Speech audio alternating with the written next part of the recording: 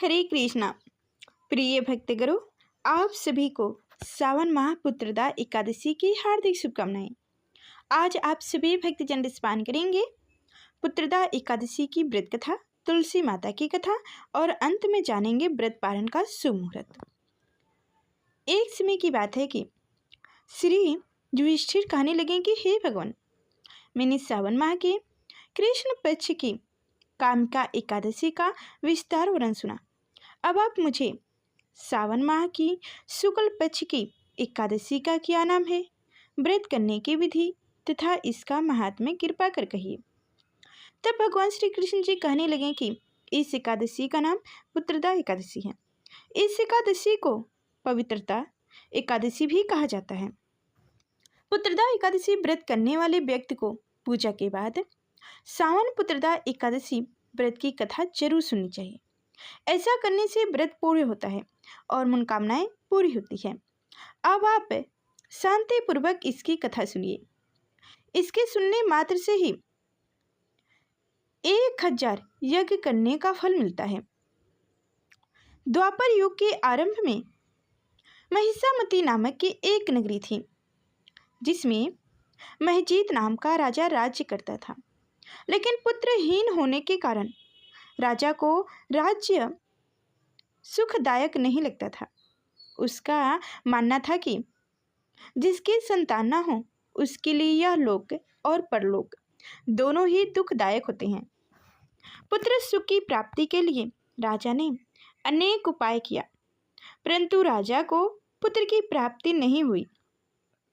वृद्धावस्था आते ही देखकर राजा ने प्रजा के प्रतिनिधियों को बुलाया और कहा, हे प्रजाजनों, मेरे खजाना में अन्याय से उपार्जन किया हुआ धन नहीं है। ना मैंने कभी देवताओं तथा ब्राह्मणों का धन छीना है। किसी दूसरे की धरोहर भी मैंने नहीं ली। प्रजा को पुत्र के समान पालता रहा। मैं अपराधों को पुत्र तथा बंधुओं की तरह दंड देता रहा। कभी किसी से घाट नहीं की, सबको सम्मान माना है। सज्जनों की सदा पूजा करता हूँ। इस प्रकार धर्मयुक्त राज्य करते हुए भी मेरे पुत्र नहीं हैं, सो मैं अत्यंत दुख पा रहा हूँ। इसका क्या कारण है? राजा महजीत की इस बात को विचारने के लिए मंत्री तथा प्रजा के प्रतिनिधि वन को गए। वहाँ बड़े बड़े ऋषि मुनियों के दर्शन किए। राजा की उत्तम कामना की पूर्ति के लिए किसी श्रेष्ठ तपस्वी मुनि को देखते फिरते रहे। एक आश्रम में उन्होंने एक अत्यंत धर्मात्मा, ज्ञाता, बड़े तपस्वी, परमात्मा में मन लगाए हुए, निराहार, जितेंद्रिय, जित आत्मा, जित क्रोध, सनातन धर्म के गुरु तत्व को जानने वाले, समस्त शास्त्रों के ज्ञाता महात्मा लोमस मुनि को देखा, जिनका कल्प के व्यतीत होने पर एक रोम गिरता था।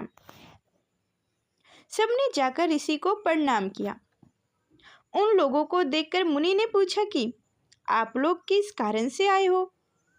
निसंकोच होकर आप लोग मुझसे कहो। निसंदेह मैं आप लोगों का हित करूंगा।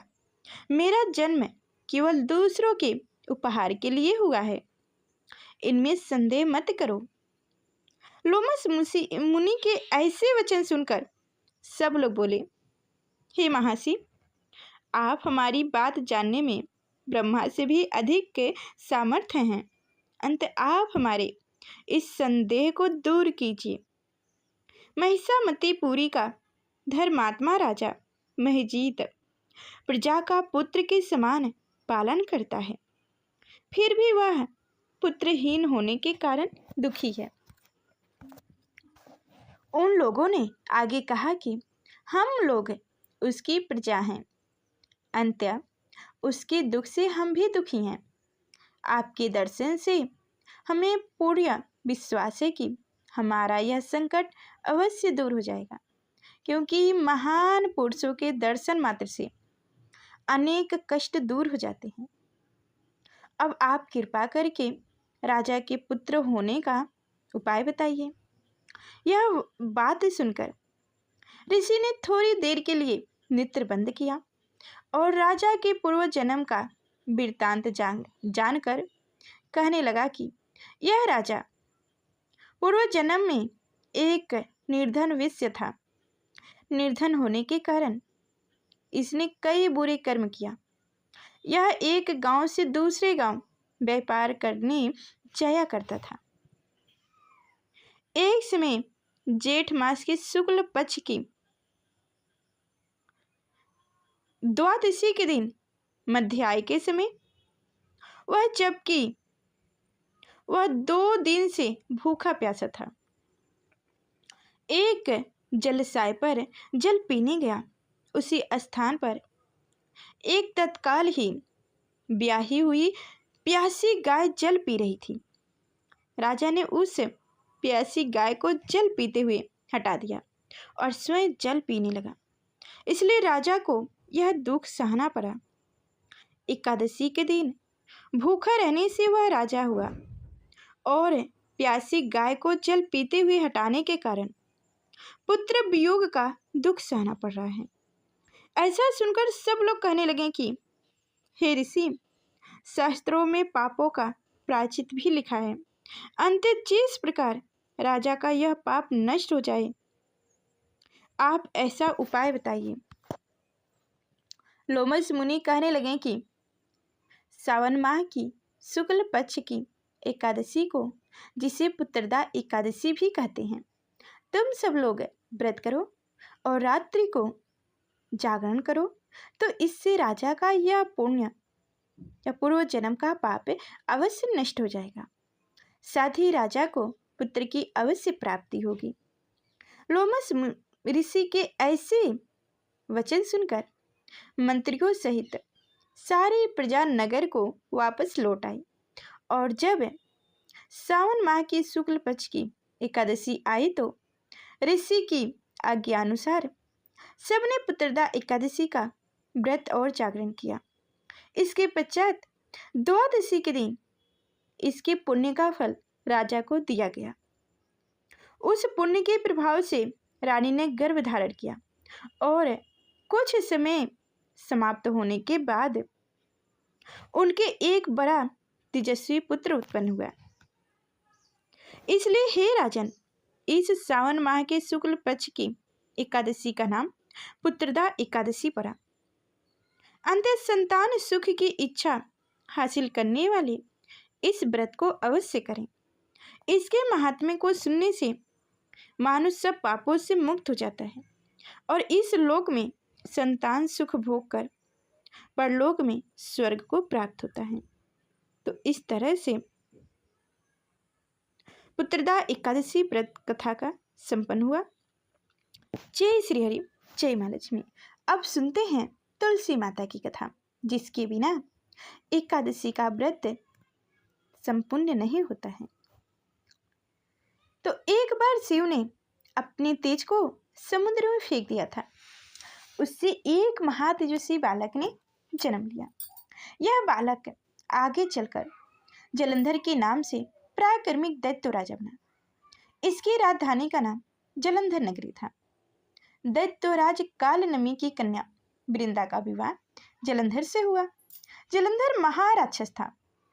अपनी सत्ता के मद में चूर उसने माता लक्ष्मी को पाने की कामना से युद्ध किया, परंतु समुद्र से ही उत्पन्न होने के कारण माता लक्ष्मी ने उसे अपने भाई के रूप में स्वीकार की। वहां से पराजित होकर वह देवी पार्वती को पाने की लालसा से कैलाश पर्वत पर गया। भगवान भोलेनाथ का ही रूप धारण कर माता पार्वती के समीप गया, परंतु मां ने अपने योग बल से उसे तुरंत पहचान ली तथा वहां से अंतर्ध्यान हो गया। देवी पार्वती ने क्रोधित होकर सारा वृत्तांत भगवान विष्णु को सुनाई। जलंधर की पत्नी वृंदा अत्यंत पतिव्रता स्त्री थी। उसी के पतिव्रता धर्म की शक्ति से जलंधर ना तो मारा जाता था और न ही पराजित होता था। इसलिए जलंधर का नाश करने के लिए वृंदा के पतिव्रता धर्म को भंग करना बहुत जरूरी था। इसी कारण भगवान विष्णु ऋषि का वेश धारण कर वन में जा पहुंचे, जहां वृंदा अकेली भ्रमण कर रही थी। भगवान के साथ 2 मायावी राक्षस भी थे, जिन्हें देखकर वृंदा भयभीत हो गई। ऋषि ने वृंदा के सामने पल में दोनों को भस्म कर दिया। उनकी शक्ति देखकर वृंदा ने कैलाश पर्वत पर महादेव के साथ युद्ध कर रहे अपने पति जलंधर के बारे में पूछा। ऋषि ने अपने माया जाल से 2 बानर प्रकट किया। एक बानर के हाथ में जलंधर का सिर था तथा दूसरे के हाथ में धड़। अपने पति की यह दशा देखकर वृंदा मूर्छित होकर गिर पड़ी। होश में आने पर उन्होंने ऋषि रूपी भगवान से विनती की कि वह उनके पति को जीवित करें।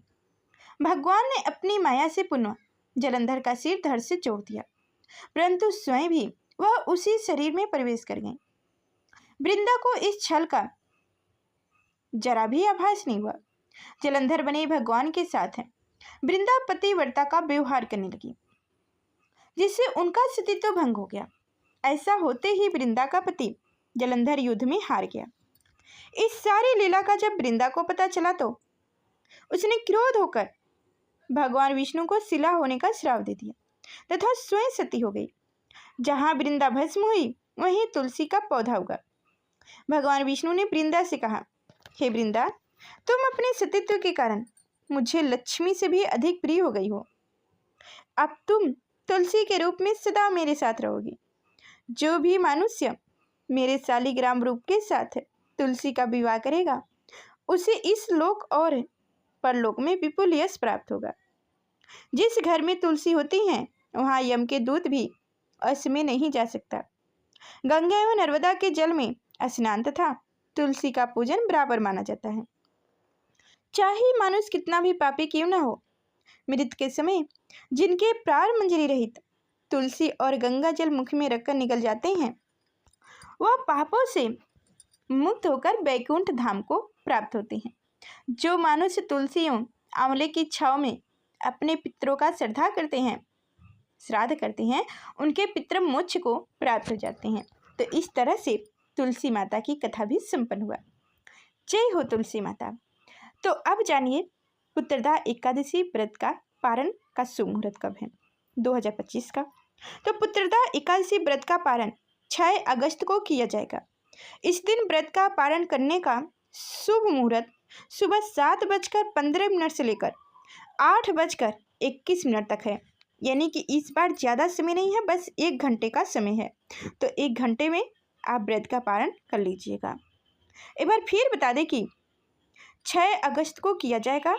इस दिन व्रत का पारण करने का शुभ मुहूर्त सुबह 7:15 से लेकर 8:21 तक का है। यानी कि 7:15 बजे से 7:15 बजे के बीच में आप व्रत का पारण कर लीजिएगा, यही शुभ मुहूर्त है। और व्रत पारण करते समय पहले तुलसी दल और जल से व्रत पारण करें। उसके बाद कोई भी, जैसे कि भगवान विष्णु का सात्विक जैसे कि भोग लगाए हैं उसे खा लीजिए, या फल है जो भी है आप सात्विक मतलब खा सकते हैं। जैसे कि बिना प्याज और लहसुन का, मसूर का दाल, साग ये सब नहीं खाना है। उसके बाद से आप खा सकते हैं, अपना व्रत का पारण कर सकते हैं।